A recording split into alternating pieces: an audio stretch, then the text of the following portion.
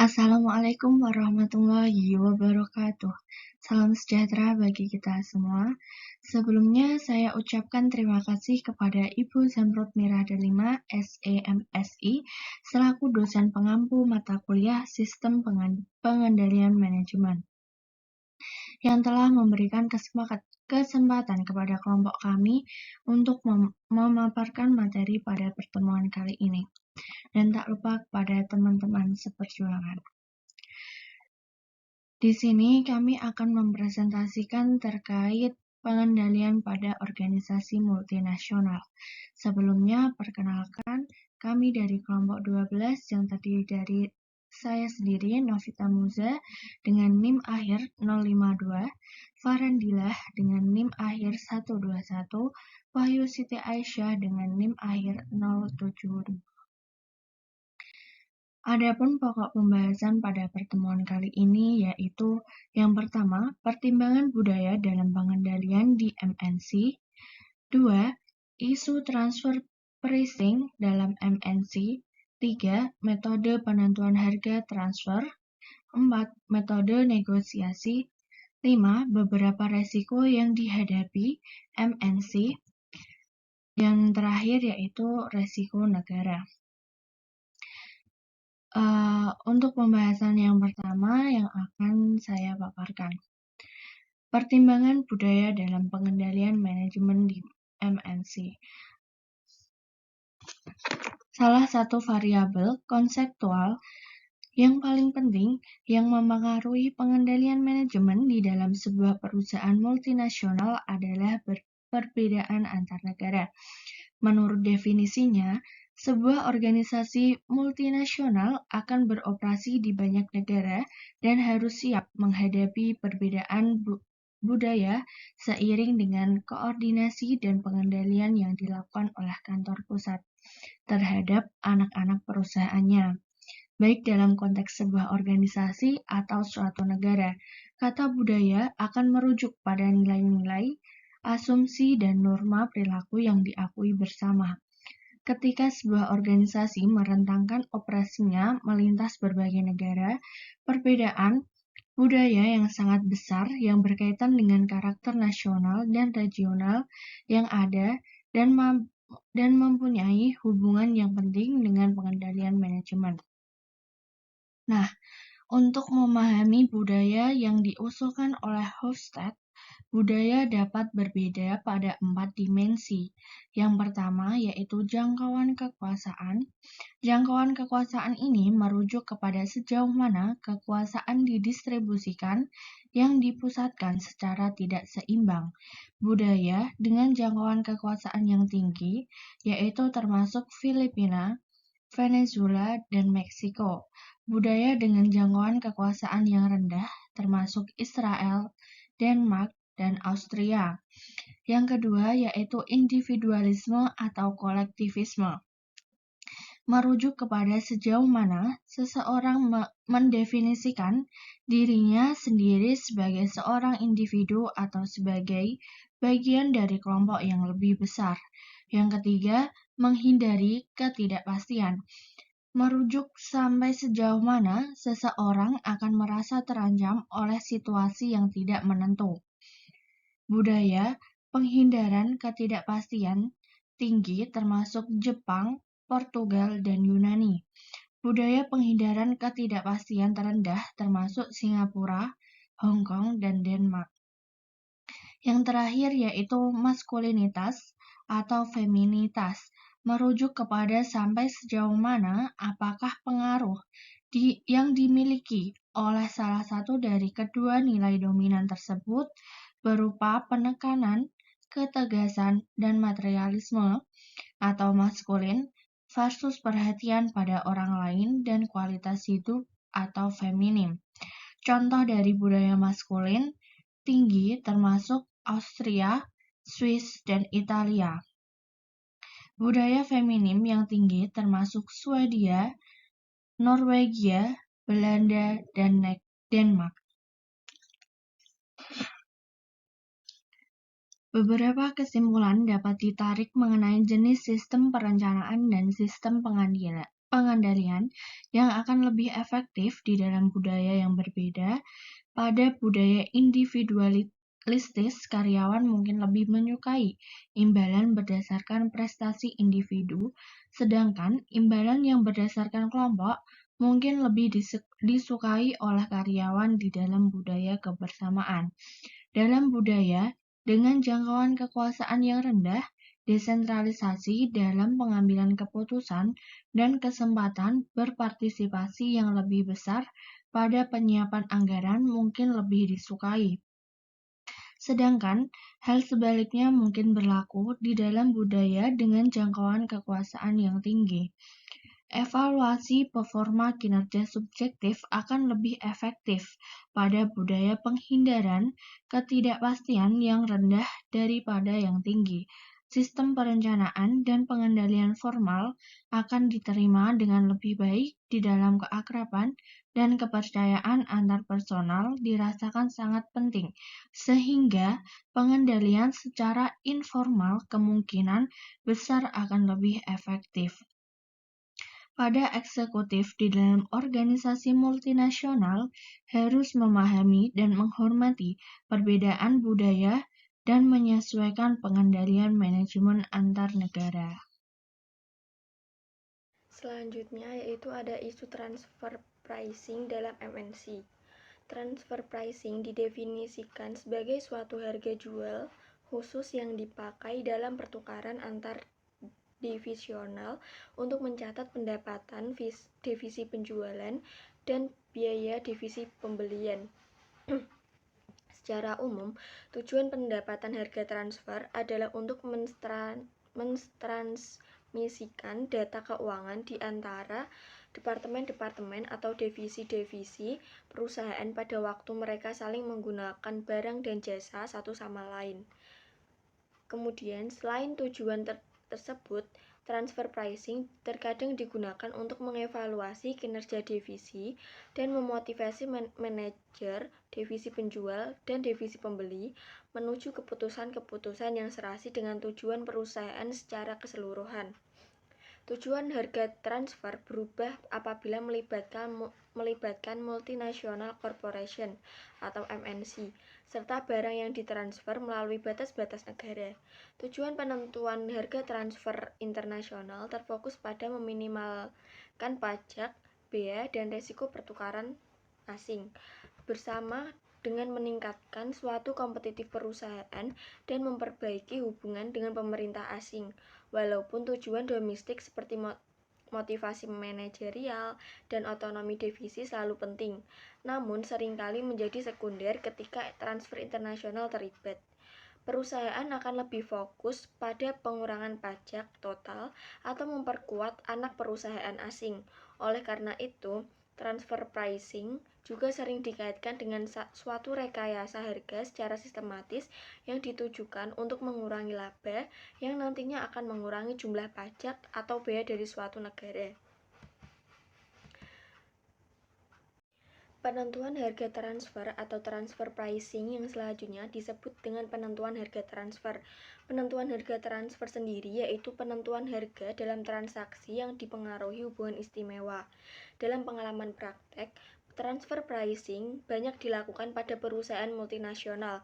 Transfer pricing diklasifikasikan menjadi dua kelompok. Dilihat dari perilaku yang melakukan tindakan praktek transfer pricing, yaitu di antaranya yang pertama ada intra-company transfer pricing, yaitu melibatkan antar unit bisnis perusahaan, dan yang kedua adalah intern-company transfer pricing, yaitu yang melibatkan dua perusahaan yang ada di negara yang sama maupun di negara yang berbeda atau internasional dengan hubungan istimewa sebagai pelaku transfer pricing. Hubungan istimewa dalam transfer pricing adalah hubungan yang terjadi antara dua wajib pajak atau lebih yang menyebabkan pajak penghasilan terutang di antara wajib pajak tersebut menjadi lebih kecil daripada yang seharusnya terutang. Direktur Jenderal Pajak berwenang untuk menentukan kembali besarnya penghasilan dan pengurangan serta menentukan utang sebagai modal untuk menghitung besarnya penghasilan kena kena pajak bagi wajib pajak yang mempunyai hubungan istimewa dengan wajib pajak lainnya sesuai dengan kewajaran dan kelaziman usaha yang tidak dipengaruhi oleh hubungan istimewa dengan menggunakan metode perbandingan harga antara pihak yang independen, metode harga penjualan kembali, metode biaya plus, atau metode lainnya. Apabila ada hubungan istimewa, kemungkinan dapat terjadi penghasilan dilaporkan kurang dari semestinya ataupun pembebanan biaya melebihi dari yang seharusnya. Dalam demikian, Direktur Jenderal Pajak berwenang untuk menentukan kembali besarnya penghasilan dan atau biaya sesuai dengan keadaan seandainya di antara para wajib pajak tersebut tidak terdapat hubungan istimewa. Dalam menentukan kembali jumlah penghasilan dan atau biaya tersebut digunakan metode perbandingan harga antara pihak yang independen, metode harga penjualan kembali, metode biaya plus, atau metode lainnya seperti metode pembagian laba dan metode laba bersih transaksional. Kemudian metode penentuan harga transfer. Pada dasarnya ada 3 metode harga transfer yang digunakan perusahaan multinasional untuk barang-barang yang ditransfer antar perusahaan afiliasi di luar negeri. Metode tersebut adalah yang pertama, harga transfer berdasarkan harga pasar. Harga transfer berdasarkan harga pasar ini dipandang sebagai penentuan harga transfer yang paling independen. Barang-barang yang diproduksi unit penjual dihargai sama dengan harga yang berlaku di pasar. Pada sisi divisi penjual, ada kemungkinan untuk memperoleh profit. Pada sisi pembeli, harga yang dibayarkan adalah harga yang sewajarnya. Namun yang menjadi kelemahan utama dari sistem ini, yaitu jika harga suatu produk ternyata tidak tersedia di pasar, tidak semua barang-barang yang diperjualbelikan antar divisi tersedia di pasar. Misalnya, pada suatu industri yang terdiferensiasi dan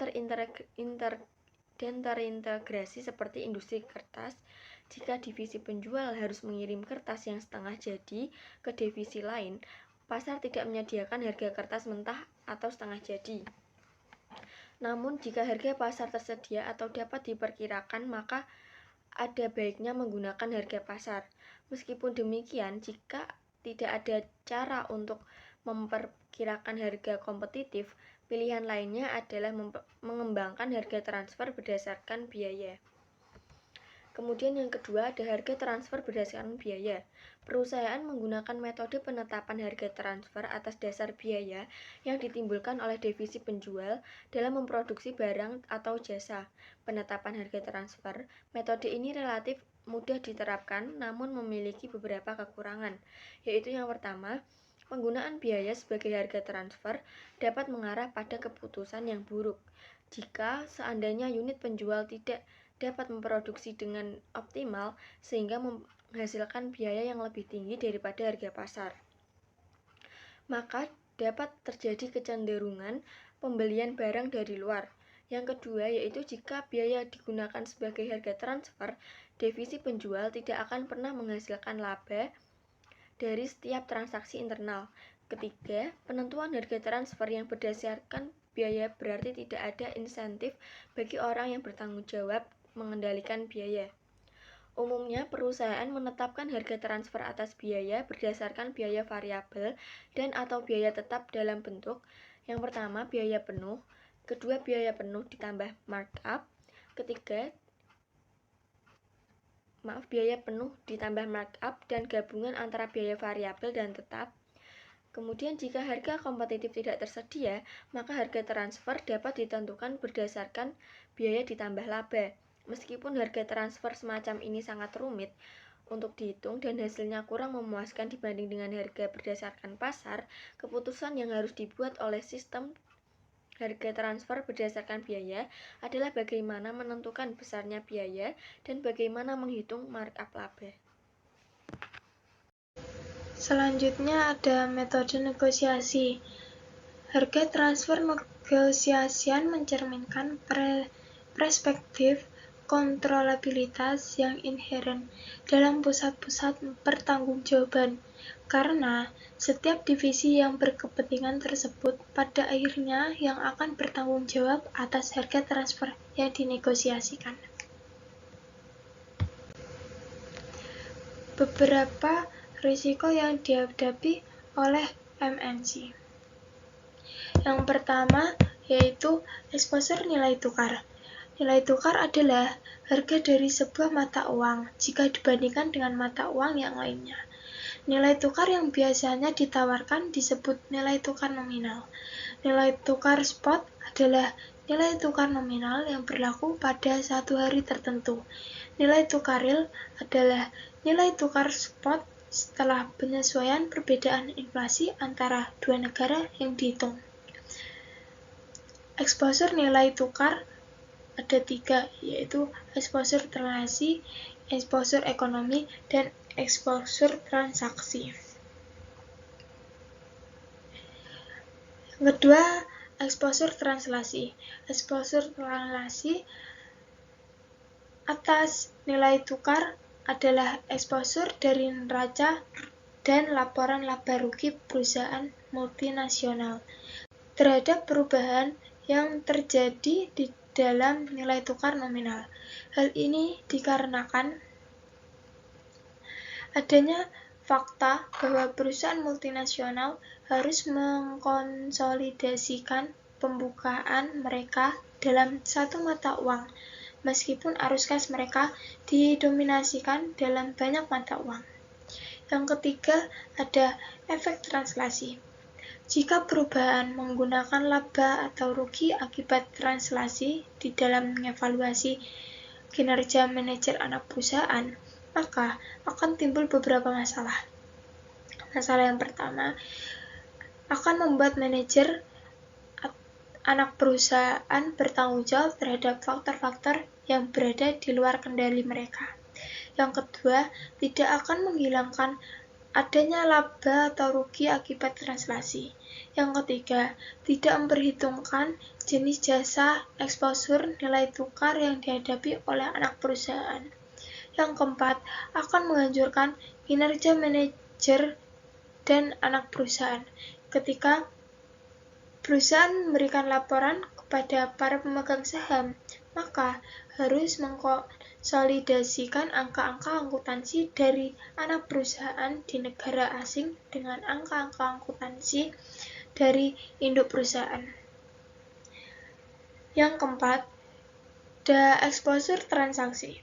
Exposure transaksi adalah exposure nilai tukar yang dimiliki oleh perusahaan untuk transaksi-transaksi antar negaranya. Ketika transaksi semacam itu dicatat hari ini, tetapi penyelesaian pembayaran dilaksanakan kemudian hari. Selama masa di mana pembayaran atau komitmen penerimaannya masih belum dilakukan, nilai tukar nominal dapat berubah dan menimbulkan adanya resiko pada nilai dari transaksi. Yang kelima, ada efek transaksi. Pendekatan mendasar dalam menangani exposure transaksi adalah dengan menggunakan strategi lindung nilai mata uang asing yang tepat. Lindung nilai adalah transaksi-transaksi yang menurunkan kemungkinan resiko yang berhubung dengan arus kas di masa depan. Dalam prosesnya, perusahaan yang membeli instrumen tersebut biasanya adalah bank komersial dalam kasus untuk pasar valuta. Transaksi lindung nilai mungkin paling baik dilakukan pada tingkat induk perusahaan daripada memberikan izin kepada masing-masing anak perusahaan untuk melakukannya. Yang terakhir ada exposure ekonomi. Dalam hal exposure ekonomi merupakan suatu yang tepat bagi sistem pengendalian untuk mengevaluasi manajer anak perusahaan atas keputusan-keputusan yang seharusnya kemungkinan anak perusahaan merespon perubahan yang terjadi pada nilai tukar real. Importir murni adalah anak perusahaan yang menjual sebagai besar produk di dalam negaranya sendiri, tetapi mengimpor sebagian besar barang mentahnya dari luar negeri.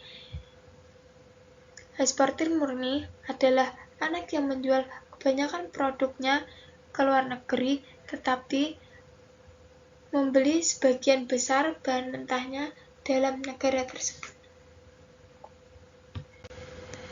Selanjutnya ada risiko negara. Risiko suatu negara adalah risiko yang berkaitan dengan aktivitas-aktivitas kejadian yang terjadi di negara lain, di mana perusahaan domestik mempunyai beberapa kontak bisnis. Satu bentuk dari country risk adalah political or sovereign risk, yaitu risiko yang berkenaan dengan perubahan yang tidak transitipasi dalam kebijakan pemerintahan negara lain. Sosial atau cultural risk adalah akibat-akibat buruk yang menyertainya, yang timbul dari kepercayaan, nilai-nilai, dan sikap-sikap dari populasi negara lain secara keseluruhan. Risiko sosial atau kultural berkembang menjadi risiko-risiko politik pada saat fondasi populernya cukup untuk membangkitkan kekuatan politik yang sebelumnya pergerakan-pergerakan ke arah tersebut secara esensial bersifat impor. Terima kasih yang telah menyimak video pada pertemuan kali ini. Kurang lebihnya saya mohon maaf. Wassalamualaikum warahmatullahi wabarakatuh.